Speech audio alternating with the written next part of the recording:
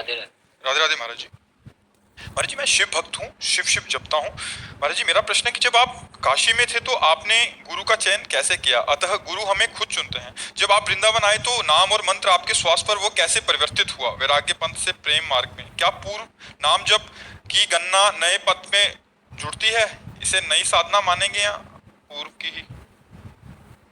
कैसे बतावे तो पूरा इतिहास है बचपन से लेके अभी तक का कुछ शब्दों में बता देते हैं। जैसे हम घर से निकले तो हमारी खोज हुई। 2-3 दिन में सबसे पहले बड़े भाई आए तो उनको कठोर जवाब देकर वापस कर दिया। फिर पिता आए। पिताजी बहुत कड़क स्वभाव के थे, कठोर स्वभाव उनका था। शासन बिल्कुल सत्य धर्मात्मा, नंगे पैर हल जोतने वाले किसान, कभी जूता नहीं पहना, कभी सिले कपड़े नहीं पहने। तो जब वो आए तो हमें लगा कि अब पिटाई होगी, क्योंकि वो बहुत कठोर स्वभाव। उनका खड़े हो जाओ, तो हम नहीं खड़े होंगे क्योंकि तुम घर ले जाओगे। उनका नहीं, खड़े हो जाओ। खड़े हो गए। बोले क्या बात है, क्यों भाग आए? तो हम कहा भगवान का भजन करके भगवान को प्राप्त करना चाहते हैं। उनका ऐसे भगवान की प्राप्ति होती है, मारे मारे घूमने से भगवान की प्राप्ति होती है। भगवान की प्राप्ति तो साधना से होती है, और वो गृहस्थी में भी हो सकती है। हम लोग भजन नहीं कर रहे क्या? तो हम कहा हमें ऐसा भजन नहीं करना, हमें विरक्त होकर भजन करना है। तो उनका सच्ची बात, हम रो पड़े। एक तो भय उनका, और दूसरा कि हमें घर न ले जाए, हमें भगवान की प्राप्ति करनी है। पूर्व जन्म का कुछ ऐसा था कि जो हमें भगवान की प्राप्ति करने का चस्का लगा। कोई हम दुख या किसी समस्या से थोड़ी निकले। 13 वर्ष के बालक को क्या दुख? 9th क्लास में पढ़ रहे थे। तो पिताजी ने ऐसे गले लगाया, राम राम राम। वो स्वयं भक्त थे। ऐसे गले लगाया, 3 बार कहा राम राम राम, और कहा बेटा ऊसर में बैठोगे तो फूल बरसेंगे, जाओ हमारा आशीर्वाद है।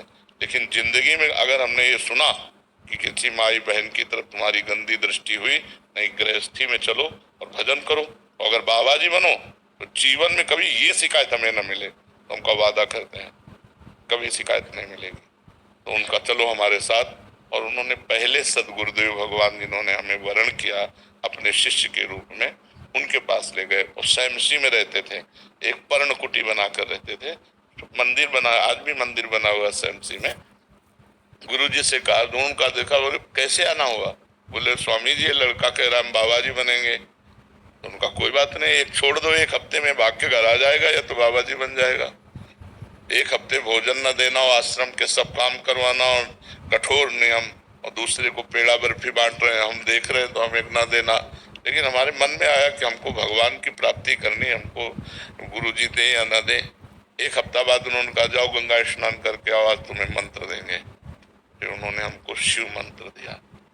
उसी शिव मंत्र के जप के गुरु जी ने केवल हमको यही बताया कि बेटा जितना जपोगे उतना ही तुम्हारे अंदर ज्ञान प्राप्त होगा। बस हमारे को गुरु जी की वो बात बैठ गई कि मेरा काम है हर समय इसी मंत्र का जप करना। तो जब हम अपवित्र होते तो शाम में सदाशिव जपते, और जब पवित्र होते तो गुरु जी ने जो मंत्र दिया था शिव भगवान का, वो मंत्र जपते। 2 साल में गुरु जी पधार गए, फिर अनाथ हो गए। क्योंकि परमार्थ का मार्ग चलना बड़ा कठिन है, कोई साथी तो चाहिए ना हमें बताने वाला। अभी 13 और 2 15 की आयु हुई तो एक संत आते थे सुखदेव आश्रम जी महाराज। उनसे हमने कहा महाराज जी हमारी जवानी और की तरफ कदम बढ़ रहे हैं और हमें हमारे गुरु जी अंतर ध्यान हो गए, हम चाहते हैं आप कृपा करें और मुझे आगे का मार्ग। फिर उन्होंने आगे का मार्ग महावाक्य और ये दिया। तो कुछ ही समय लगभग 6 वर्ष 7 वर्ष वहां रहे। इसके बाद गंगा का किनारा पकड़ लिया। घोर विरक्ति, 1 रुपया कभी जीवन में नहीं रखा, ना आज है हमारे पास, ना आज है और ना जीवन में रखा। जैसे जीवन में थे वैसे ही। अंतर बस ये हो गया, पहले एकांत रहते थे, अब समाज में रहते हैं। पहले भरण पोषण आकाश वृत्ति के द्वारा होता था, आज भी भरण पोषण आकाश वृत्ति के द्वारा ही होता है। किसी से मांगना नहीं, कोई यहाँ फीस नहीं, अपने आप जो आ जाए उसी से भरण पोषण सबका होता है। भगवान की कृपा से जब काशी पहुंचे तब लगा जीवन का यही स्थान है, आजीवन काशी वास करो। घाटों में वास करते थे, किसी आश्रम में नहीं।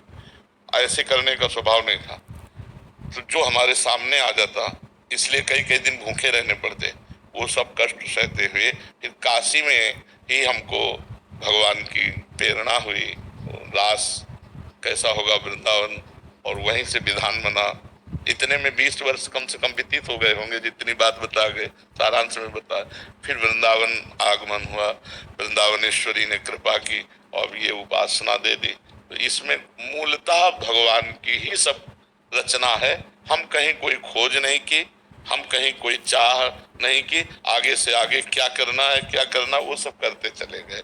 तो हमें लगता है यदि हम गुरु की शरण में हो जाएं और वो हमें जो मार्ग बताएं उसके अनुसार हम चले, तो आगे हमें जहाँ पहुंचना है वो आगे आगे सब व्यवस्था भगवान करते जाते हैं। किसका प्रश्न था? तो समझ रहे हो आप?